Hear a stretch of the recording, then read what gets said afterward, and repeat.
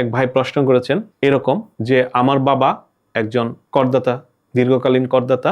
উনি বিগত জানুয়ারি 2026 সনে মারা গিয়েছেন। এখন আমাদের আয়কর বিভাগের সঙ্গে কি করণীয় এবং বাবার জন্য আমাদের কর্তব্য কি? বিসমিল্লাহির রহমানির রহিম। সম্মানিত সুনাগরিক করদাতাবৃন্দ, আসসালামু আলাইকুম। আপনারা যারা ল ম্যাটারকে শুনছেন দীর্ঘদিন যাবৎ, তাদেরকে ধন্যবাদ। আর নতুন যারা শুনছেন তাদের প্রতি আহ্বান থাকবে আমাদেরকে সাবস্ক্রাইব করে ল ম্যাটারের সঙ্গে থাকুন। আমরা কর বিষয় ছাড়াও অন্যান্য বিষয় নিয়েও কথা বলার ইচ্ছা রাখি। আজকে আয়কর বিষয়ে এক ভাই প্রশ্ন করেছেন এরকম যে আমার বাবা একজন করদাতা, দীর্ঘকালীন করদাতা। উনি বিগত জানুয়ারি 2026 সনে মারা গিয়েছেন।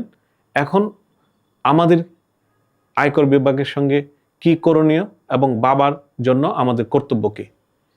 হ্যাঁ, এটা হতেই পারে আমরা যারা চলমান করদাতা আছি যে কোনো সময় আমরা এই পৃথিবীর মায়া ত্যাগ করে চলে যেতে পারি।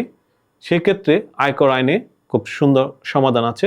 সেটা হলো ওনার যারা উত্তরাধিকার আছেন তারা এই আয়কর নথির সুবিধাভোগী এবং এই নথিটি ওনারা আয়কর বিভাগে যেই সময়ে মারা গিয়েছেন ওই সময় পর্যন্ত হিসাব দিয়ে নথি বন্ধের আবেদন করবেন।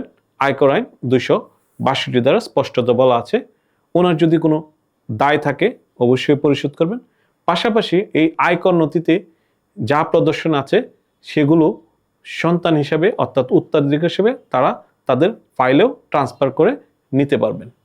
কিন্তু এখানে সবচেয়ে মুখ্য যে বিষয়টি সেটি হলো আপনার যিনি করদাতা ছিলেন, অর্থাৎ সেটা আপনার সন্তান হোক, আপনার পিতা মাতা, যিনি হোক না কেন, যেই সম্পর্কে হোক না, খুব দ্রুত সময়ের মধ্যে আয়কর বিভাগকে অবহিত করে ওনার আয়কর নথিটি বন্ধ করতে হবে।